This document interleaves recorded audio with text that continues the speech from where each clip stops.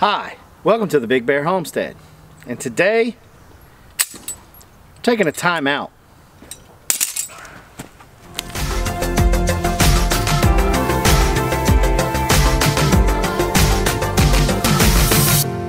Hi, I'm Jason from the Big Bear Homestead, and if this is your first time here and you want to learn about everything homesteading, things like animal husbandry, gardening, predator control, canning, essential oils, go ahead and hit that subscribe button and don't forget the bell.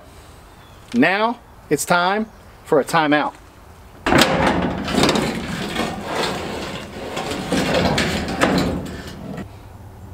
Okay, so timeout with Big Bear Homestead. That's what we're going to call this playlist or these series of videos, and it's basically when I'm going to take a timeout on my homestead and bring you guys up to date on everything that we have going on, and I'm going to share with you some of my personal feelings or insights on some issues or some things that may have raised their head here on the homestead, or some things that I may have seen on social media, and I'm going to share my 2 cents about those topics. So let's dive into it. All right, well, this week on the homestead has been kind of a busy week. We've had relatively decent weather here on the homestead, and the month of November is winding down. Thanksgiving has come and gone, and we're working extra hard to try to take off that extra Thanksgiving weight that we put on. And I know Tommy Alderman over there at Alderman Farms was saying how he lost like 28 pounds, and I think I found it. It was laced in my turkey that I ate for Thanksgiving, and it landed in this area here, right here. But anyway, so we've been out, got a break in the weather, and we've been out really able to do a lot of things on the homestead this past week. Of course, you've got, you know, our normal chores where we wake up in the morning and we feed and move chicken tractors and waters and things like that. But this week we've also we've started butchering the first hog of the season. Now we'll probably butcher 1 or 2 more as the winter goes along, but basically how we have to do it here in northeast Georgia is when we find a spot in the weather where they're calling for good cold temperatures for 3, 4, 5 days a week at a time, that's when we're going to be like, that's when we're going to butcher a hog. And we only do 1 at a time because in that amount of time frame, that's about all we can handle to get it from start to bagged in that time frame of the cold. Now, why do we wait on the cold? Is because we like to let our hogs hang for anywhere from 48 to 72 hours, 3 or 4 days if I can, to make sure all the blood gets drained out of the hog and it lets it age a little bit. And then we just cut him up. Now, the hog that we butchered this time is one of the ones that came from Tommy Alderman's farm that we went down and got. It was basically how we chose this hog is we just picked the worst mother. Because as you guys know, if you've been following the channel for any length of time, over this and near the end of summer all through autumn, we just got bombarded with piglets. And whatever mom was basically the worst, that's the one that we said, we're going to go ahead and get rid of that gene right now. And so that's the one that we chose. And we hung her up and we skinned her out because we were looking, we wanted to harvest because the American guinea hog is known as a lard pig. We wanted to harvest as much fat as possible, so we went ahead and skinned her so that way we could also scrape the lard off of the back of the hide. And one of the reasons why we wanted to collect as much fat as possible was because it's hunting season. It's deer season. Trapping season opens up tomorrow, and so the deer and the beaver are very lean, so when we're grinding those up we have to add fat to it, and we like to add pork fat to it. So that's the reason why we wanted to harvest as much fat as possible, and then plus whatever was left over we render into lard. Now, one thing I will say about this guinea hog is that the lard rendered a whole lot better than Clinton's did when we harvested that Yorkshire, and we harvested a lot of her fat and tried to render hers out. We did the exact same thing, so I know it wasn't the process. This one just rendered out a whole lot better. It rendered out a lot nicer. When it melted down in the crock pot, when we poured it into the mason jars, it was a beautiful golden color. And then as it sat, it went to the cream. It started to harden up and went to the cream white. It was very beautiful. So we did that this week, and we also as we were getting colder, we needed to get bedding, because we had some nights with the wind chill it was down to 18, and down here in the south that doesn't happen very often. And so we real quick had to get some bedding, and finances are tight, and so we figured, how can we get some bedding and not spend a lot of money? Or it's not really, we wanted to really, our goal was not to spend any money. And that's exactly what we did. It's autumn time. The leaves were falling. And I said to Blaze, I said, you know, I think what we need to do is rake up all the leaves. Instead of doing leaf mold this year, let's just go ahead, mulch them up with a weed trimmer inside the metal trash can, and then we can lay that down nice and thick for the piglets. And then if we have anything left over, we'll go baconers and then the lards. And he said, that's a great idea. He said, but Dad, we got all of that dry grass up in the front pasture. And the reason why we have that tall dry grass that we have up there is because when we got a new neighbor, we weren't exactly comfortable with leaving our cows up there, and I'll just leave it at that. So we took our steers and we put them to the back.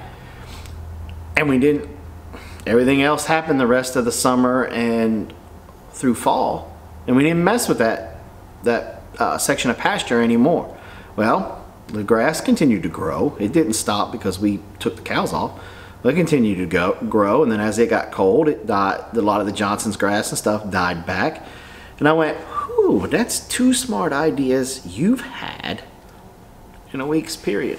But really, that was the first smart idea that he had, and then the second one was about the trail cam from the vlog that you guys saw the other day.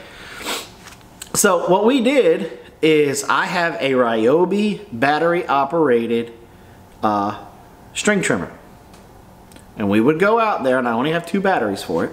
We would go out there, run the string trimmer, cutting it down, because we could take with the string trimmer, I could get up underneath the tall stuff and lay it down so I had long strands of grass and it didn't mulch it up real tiny. It would actually be able to be almost like hay or straw. And so we went out there with the string trimmer, me, the girls, Blaze. I went out there, I would mow it down with the string trimmer. They would come behind with rakes, rake it up. We would put it in the trailer in the tractor and run it on over here, and then we would lay it down inside the building that we had with the piglets. Now, we only got about 1/4 of the pasture cut. Not only were we able to put a good thick 2 to 4 inch layer down with the piglets, we were able to do the same thing for the bacon piglets, or the bacon pigs, and for the lard pigs, and for our hens in our eggmobile, and in the little coop for Carol's milliflorals. And we still got a bunch to go. So what we're going to do is we're going to continue to cut that down. We're going to purchase some baling twine probably this weekend. We may have to order it offline to get the better deal. And we built a square baler. One that basically, it's got the plunger on the top. You guys will see it in probably next week's video on the timeout, because we'll be baling our bedding, grass, straw, whatever you want to call it, hay, and we're going to be baling it and sticking it in the one hay barn that we have on our property, because I got a really good feeling that we're going to get a good snowfall this year. And if that happens, we won't be able to just go out there and rake it up, because then it'll be wet and it just doesn't serve the purpose that we want it to. But if I can cut it, bale it, store it inside the barn, then when after they urinate, defecate, and roll all this stuff around, we can kind of rake that into a pile into the building and then spread the new down. Now, one of the reasons why I'm going to be raking it into a pile and leaving it into the building with all of their urine and feces and some green matter that was in there when we were cutting the grass down with the string trimmer, but the pigs would just push the stuff around and find the green matter and eat it. It's going to be composting. It's going to be breaking down. And so that breaking down process is going to produce some heat, which will help keep that metal building warm. At least in theory. Well, I'll let you know how that goes at the end of this year. And so that's basically all that we've been doing this week, and we've been also getting ready for trapping season, because trapping season starts tomorrow. So we've been dyeing and waxing and going over traps to make sure that they perform efficiently, and doing a last little bit of scouting around to where we're going to place our traps. Okay, so the topic that I want to talk to you guys about today is about customer service. We have had an incident here on our homestead where we had to rely on customer service to be able to fix a problem. And what happened was a couple of weeks, maybe like a week before Thanksgiving, our washing machine just stopped. We could turn it on, but when you turn the knob, it wouldn't go to bedding or heavy or eco wash or anything like that. And then when you just tried to run it on normal wash, it wouldn't do anything else. Well, we ran the diagnostics online, and my son was able to look it up. I guess he looked it up on YouTube, was able to on his little phone, and we pulled it up, and it come back that there was an electrical issue, a loose wire, I think is exactly what it was. And so Robin called to check, and yes, woohoo, we're still under warranty. Well, it took them 2 weeks to get a person to come out. And when the guy showed up yesterday, you could absolutely tell he did not want to be here. And he was more focused on the fact that there was dust on my washing machine than fixing the problem. And it got to the point where I had to ask him to leave, because they wanted me to sign a piece of paper that said I wouldn't hold them accountable if they broke anything in the house. And I wasn't comfortable with signing that paper. And instead of explaining to me that because they do a large variety of different types of service calls, whether it's installing a TV or fixing dishwashers, blah, blah, blah, the senior service technician looked at me and said, sign or he leaves. Well, I'm not the kind of guy you give ultimatums like that to, and I'm definitely not the kind of guy that you get up in my face like he did. Well, needless to say, some adjectives were exchanged, and I told him to leave. Then he refused to leave. And I asked him again, well, let me be honest, I told him again to leave, and he still wasn't moving. It wasn't until I threatened to let Apollo out that he decided that he was going to start to move, and then threatened to call the cops. And I asked him if he wanted to use my phone, because he no longer is a service technician. He is now a trespasser, or possibly an intruder that's not leaving my home. He left, stepped on the gas, spun the tires, threw a bunch of rocks and stuff. Well, that's just bad customer service. And I think that we, as a group of people, as consumers, we have let it get to that level, because we have stopped demanding for customer service. Where if somebody gets snooty with us, we you know what? We even glorify bad customer service on YouTube. Google employees versus customers at Walmart on YouTube. You'll get hundreds of thousands of videos. So we're glorifying these employees, these customer service individuals, to be mean and nasty to us. That needs to stop. We are the customer. We're the ones spending our hard-earned money for their services. If you're not being treated appropriately, take your business someplace else, because that's exactly what we did. I called my warranty company back and said, you need to find me another company. And they were like, well, Mr. Rear, they already bought the part. I said, oh, I'm sorry. You don't understand what I'm saying. The company's not allowed back at my house. This is how their senior service technician behaved, and I'm not permitting it back on that property. I've paid for this warranty. You have to honor it. Now send me a different company. They were the second company that they chose anyway, because the first company never called them back. But we have to stand up and demand better customer service, or we put all of the power in big businesses' hands, whether it's Walmart, Sears, any of those stores. If you and I don't demand to be treated with respect, courtesy, then we need to take our business elsewhere. Now, I'm not saying that when you walk in the door they need to throw down red carpets and wave you with big palm branches to keep you cool in their store and follow you around like you're royalty or anything.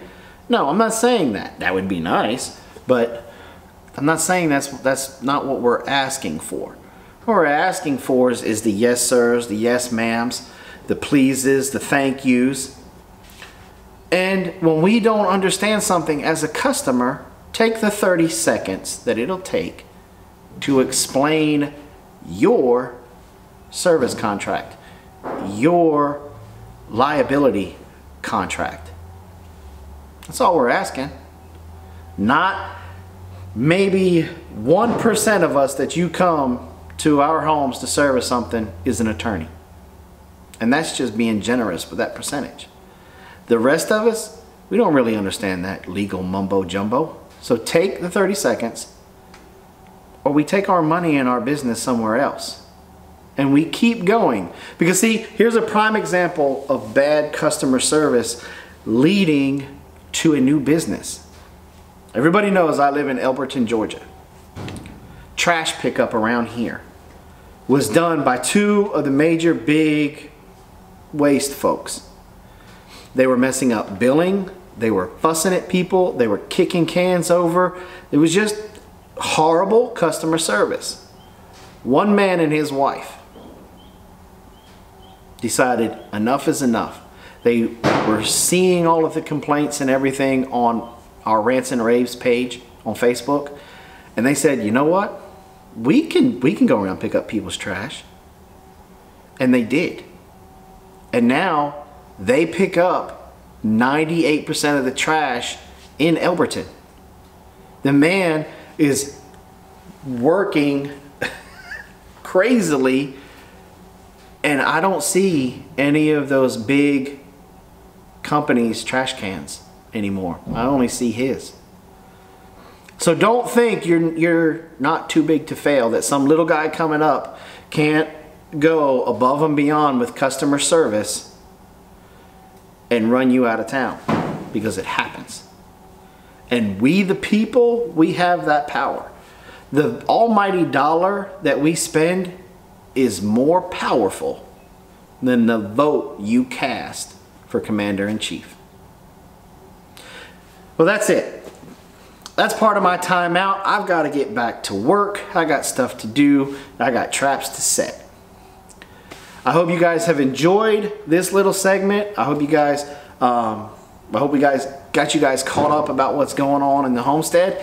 Be on the lookout for a lot of our trapping videos and predator control videos coming out. It's that time of year, and there'll be also more odd and end videos coming out. Also, don't forget about our live stream every Saturday night at 8 p.m. Eastern Standard Time. Thanks for coming by the Big Bear Homestead, and like always, have a nice day.